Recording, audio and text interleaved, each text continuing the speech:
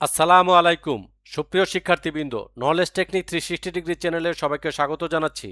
আজকের ক্লাসের আলোচনার বিষয় হচ্ছে সমাজসেবা অধিদপ্তরের পরীক্ষায় আসার মতো গুরুত্বপূর্ণ কিছু এমসিকিউ। তার আগে বলে নিচ্ছি, আপনি যদি আমার চ্যানেলে নতুন হয়ে থাকেন please click the subscribe button, আর যদি অলরেডি সাবস্ক্রাইব করে থাকেন thank you so much. So কথা না বাড়িয়ে মূল আলোচনায় চলে যাই।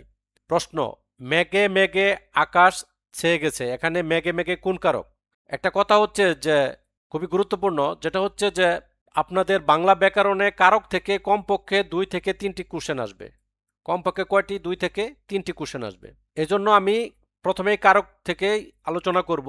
মেঘে মেঘে আকাশ ছেয়ে গেছে, এখানে মেঘে মেঘে কোন কারক সেটা মনে রাখার ক্লুটাও আমরা দিব, যে কিভাবে আমরা মনে রাখবো। শুধু পড়লেই হবে না, পড়ার মতো পড়তে হবে, তাহলেই চাকরি আপনার হাত নখদর্পণে চলে আসবে। এটা হচ্ছে করণ কারক। কিভাবে মনে রাখবো আমরা এটা? যেমন একই শব্দ যদি দুইবার থাকে, যেমন মেঘে মেঘে, ইটে ইটে, এরকম যদি শব্দ থাকে তাহলে আমরা করণ কারক বুঝবো। করণ কর কারক, যেমন এটাও প্রায় একই জিনিস, দুইবার আছে। করণ কারক সেম সেম মনে হচ্ছে, এই জন্য এটা এবার আমরা জাস্ট মনে রাখবো। তাহলে মেঘে মেঘে আকার ছেয়ে গেছে, এটা হচ্ছে অপশন বি হচ্ছে সঠিক উত্তর। প্রশ্ন: ইটে ইটে তৈরি হয় বিশাল অট্টালিকা, এখানে ইটে ইটে কোন কারক? অবশ্যই কি করণ কারক। সঠিক উত্তর হচ্ছে অপশন ডি। ছোট্ট একটা ক্লু বলবো, সেটা হচ্ছে দ্বারা, দিয়ে, কর্তৃক বা মাধ্যম, এবং একই শব্দ যদি দুইবার থাকে তাহলে সেটা আমরা বুঝবো কি করণ কারক। কি বললাম, আবার কথাটা বলি। দ্বারা, দিয়ে, কর্তৃক বা মাধ্যম, অথবা একই শব্দ যদি দুইবার থাকে তখন সেটাকে আমরা কি বলবো? করণ কারক। ফুল দিয়ে মালা গাঁথো, এখানে ফুল দিয়ে কোন কারক? যেহেতু দিয়ে কথা বা দিয়া কথা অর্থ আছে, সেজন্য এটা কি করণ কারক। অপশন ডি হচ্ছে সঠিক উত্তর। লাঙ্গল দিয়ে জমি চাষ করা হয়, এখানে লাঙ্গল দিয়ে, তা আমি কি বলছিলাম? দ্বারা, দিয়ে, কর্তৃক অথবা মাধ্যম, আর হচ্ছে একই শব্দ যদি দুইবার থাকে তখন সেটা কি করণ কারক। যেমন লাঙ্গল দিয়ে জমি চাষ করা হয়, এখানে লাঙ্গল দিয়ে কোন কারক? অবশ্যই করণ কারক। অপশন বি হচ্ছে সঠিক উত্তর। আমরা কান দ্বারা শুনি, এখানে কান দ্বারা কোন কারক? করণ কারক। অপশন ডি হচ্ছে সঠিক উত্তর। কোনটি শুদ্ধ বানান? কমিশন এর শুদ্ধ বানান কোনটি? এটা আমরা মনে রাখবো। যেমন ডাবল এম স্কোয়ার আর হচ্ছে এ স্কোয়ার। এম স্কোয়ার মানে ডাবল এম, এ স্কোয়ার মানে কি ডাবল এস। যেখানে যেই ওয়ার্ডটার মধ্যে ডাবল এম এবং ডাবল এস আছে সেটা হচ্ছে কি সঠিক বানান। এখানে লক্ষ্য করে দেখি, option A double M C O double M I double S I O N, সুতরাং এ হচ্ছে সঠিক উত্তর। বি অপশনে দেখি সিও ডাবল এম আছে কিন্তু ডাবল এস নাই। এখানে সি অপশনে ডাবল এস আছে কিন্তু ডাবল এম নাই। এখানে ডাবল এমও নাই, এসও নাই, সুতরাং এ হচ্ছে কি সঠিক উত্তর। The sky is dash us fill in the blank, এটা সমাজ, এটা হচ্ছে ইউনিয়ন সমাজ কর্মী 2016-তে, আর এটা হচ্ছে সমাজসেবা নিয়োগ পরীক্ষা 2018। The sky is dash us fill in the blank, এখানে কি বসবে? অন বসবে, অ্যাবভ বসবে, আপন বসবে, ফার বসবে। প্রিপোজিশনের ক্ষেত্রে কোনো কিছু উপরে বোঝাতে অন ব্যবহৃত হয়, সেটা শর্ত হচ্ছে যদি কোনো কিছু লেগে থাকে, অর্থাৎ যেমন অন দ্য টেবিল, টেবিলের উপর কোনো কিছু বই বা খাতা বা কলম রাখলে আমরা সেটা যদি কোনো স্পর্শকাতর অবস্থায় থাকে তাহলে অন বসে, আর যদি ফাঁকা থাকে তাহলে অ্যাবভ বসে অথবা ওভার বসতে পারে। এখানে অ্যাবভ বসবে। অভাব বসবে কখন?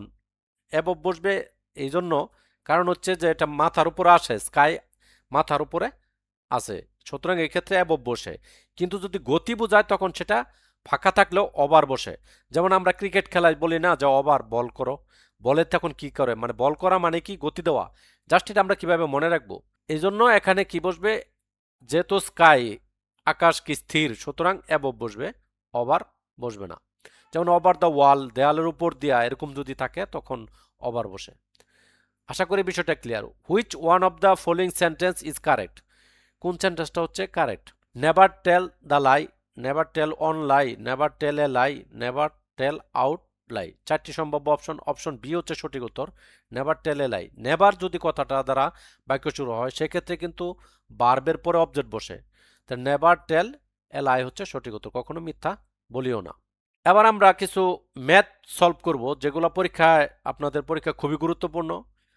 যে দুটি সংখ্যার গসাগু 16 এবং লসাগু 192 হলে একটি সংখ্যা 48 হলে অপর সংখ্যাটি কত?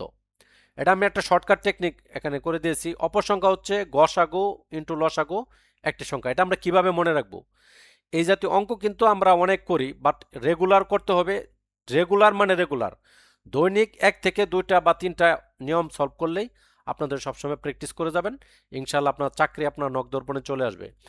দুটি সংখ্যার গসাগু 16, লসাগু কত 192। একটি সংখ্যা 48 হলে অপর সংখ্যাটি কত? যেমন অপর সংখ্যা যদি চায় অপর সংখ্যাটি কত, এরকম দুটি সংখ্যার গসাগু এবং লসাগু যদি দেওয়া থাকে, তাহলে সূত্র হলো গসাগু ইন্টু লসাগু, একটি সংখ্যা ওর যা আসবে রেজাল্ট সেটাই হচ্ছে সঠিক উত্তর। আমরা কিভাবে মনে রাখবো? সবসময় মনে রাখবো উপরে থাকবো দুইটি, নিচে থাকবো কি একটি।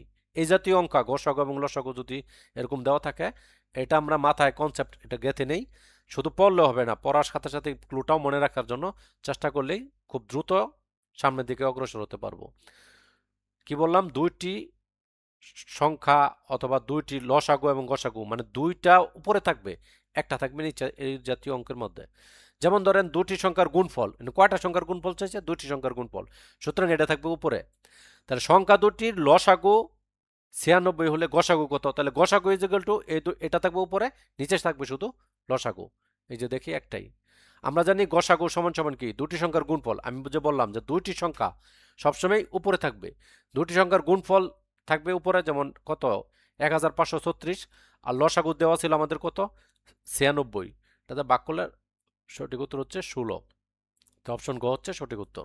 এক্ষেত্রে দেখি দুটি সংখ্যার গুণফল দেওয়া আছে কত 480, সংখ্যা দুটির গসাগু 12 হলে লসাগু কত? এখন চাইছে লসাগু, তাহলে লসাগু যেগুলো যেহেতু দুটি সংখ্যার গুণফল, তাহলে এটা উপরে থাকবে, নিচে থাকবে কি 12, যে ভাগ করবো যা রেজাল্ট আসবে তাই। সঠিক উত্তর হচ্ছে কত? অপশন খ 40।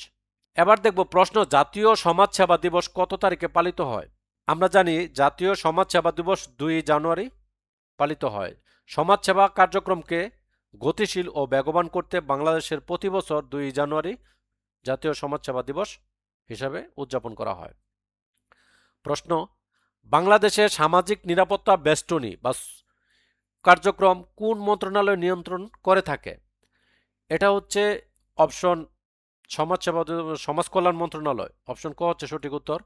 যেমন অসচ্ছল বয়স্ক ভাতা, বিধবা ভাতা বা প্রতিবন্ধী ভাতা, এই সমস্ত সামাজিক নিরাপত্তা কর্মসূচি সমাজসেবা অধিদপ্তরের মাধ্যমে সমাজ কল্যাণ মন্ত্রণালয় বাস্তবায়ন করে থাকে। বিশ্ব পরিবেশ দিবস কবে পালন করা হয়? সেটা হচ্ছে 5ই জুন।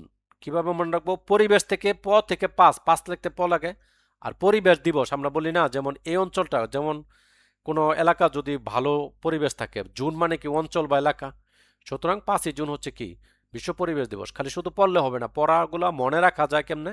আপনি যদি একবার মাথায় এটা গেঁথে নেন, তাহলে রিভিশন দেওয়ার ক্ষেত্রে বারবার রিভিশনের প্রয়োজন পড়বে না, এক জীবন একেবারে মাথার মধ্যে গেঁথে যাবে ইনশাল্লাহ।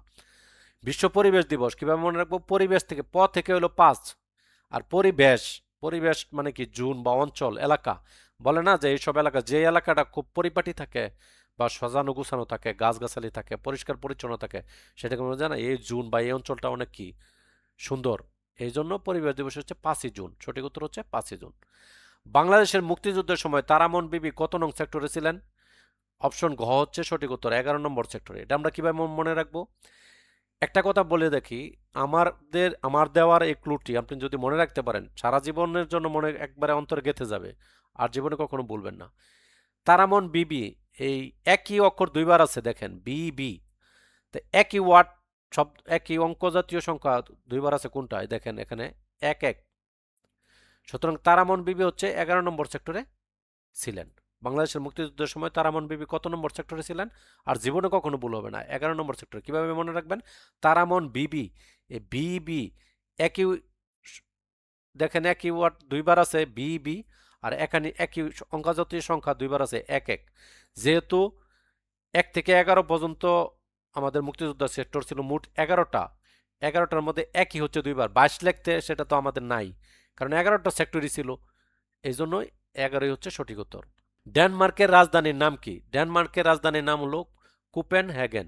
দেখেন ডেনমার্ক, মানে মার্ক দেওয়ার কাজটা, আপনি যে পরীক্ষা দিচ্ছেন, এই পরীক্ষা দিলে আপনি কত পাইছেন, এই মার্ক দেওয়ার কাজটা করে কেডা? আমাদের সম্মানিত টিচার।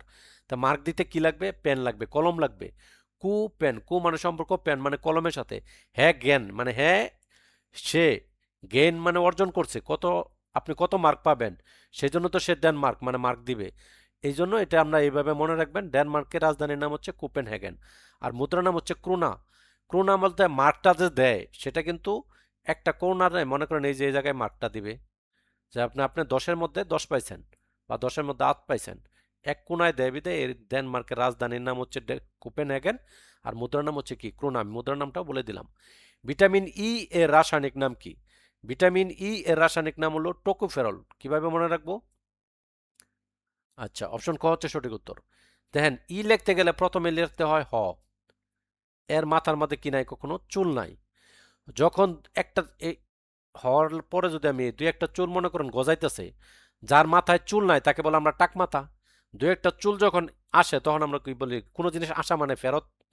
তাহলে টোকু ফেরল, টাক মাথায় দুই একটা চুল গজতেছে, এটা জাস্ট মনে রাখবেন যে টোকু ফেরল মানে টাক মাথায় দুই একটা চুল আসতেছে। আশা করি বিষয়টা ক্লিয়ার। ওয়াই ম্যাক্স কোন স্ট্যান্ডার্ডের উপর ভিত্তি করে কাজ করে? এটা আমরা মনে রাখবো এইভাবে, যেমন এটার মেন কমনই হচ্ছে আই ট্রিপল ই বা আই ডাবল ই বা ট্রিপল ই যাই থাকুক, 802 এটা থাকবেই, সব ক্ষেত্রেই থাকবে। কিন্তু এই সংখ্যাটা কিন্তু ভিন্ন থাকবে, এই যে লাস্টের যে 111615 এই সংখ্যাটা ভিন্ন থাকবে। আপনারা কিভাবে মনে রাখবেন? আই মানে এক, মানে আই মানে কি আমি বা এক বোঝায়। আর এক্স তো হচ্ছে সিক্স, সিক্স লিখতে কি লাগে? S I x, six x লাগে। সুতরাং এটা কত? 16। ঠিক আছে, এটা হচ্ছে সঠিক উত্তর। কিভাবে মনে রাখবেন? আই মানে ওয়ান, আই মানে আমি বা একা একজন, ওয়ান। আর এক্স মানে সিক্স, সিক্স লিখতে কি লাগে? এক্স লাগে। যেহেতু লাস্টে এক্স আছে ওটাই হচ্ছে সিক্স, তাহলে 16 হচ্ছে এটা। মানে ওয়াই ম্যাক্স কোন স্ট্যান্ডার্ডের উপর ভিত্তি করে কাজ করে? এটা হচ্ছে আই, এখানে ট্রিপলই হবে সম্ভবত, 802.16। ওকে, আচ্ছা। ওয়াই ওয়াইফাই কোন স্ট্যান্ডার্ডের উপর ভিত্তি করে কাজ করে? ওয়াইফাই এ খুব সহজ নিয়ম, আই ই 802.11, কারণ আয়ের মান কত? ওয়ান। দেখেন ওয়াইফাই এ আই মানে ওয়ান, এ আই মানে কত? ওয়ান। আর এখানে এ আই মানে ওয়ান ধরছিলাম আর এক্স মানে কত? সিক্স ধরছিলাম। সুতরাং এটা হচ্ছে সঠিক উত্তর, অপশন খ। আশা করি বিষয়টা ক্লিয়ার। সো এই ছিল আমাদের আজকের টিউটোরিয়াল। আশা করি ক্লাসটি আপনাদের ভালো লেগেছে। যদি ভালো লেগেই থাকে তাহলে একটা লাইক দিবেন, কমেন্ট করে জানাবেন কেমন লাগলো। আর আপনাদের ফ্রেন্ডদের সাথে শেয়ার করতে একদমই ভুলবেন না। Please click the subscribe button, share this video with your friends, your family members. আসসালামু আলাইকুম।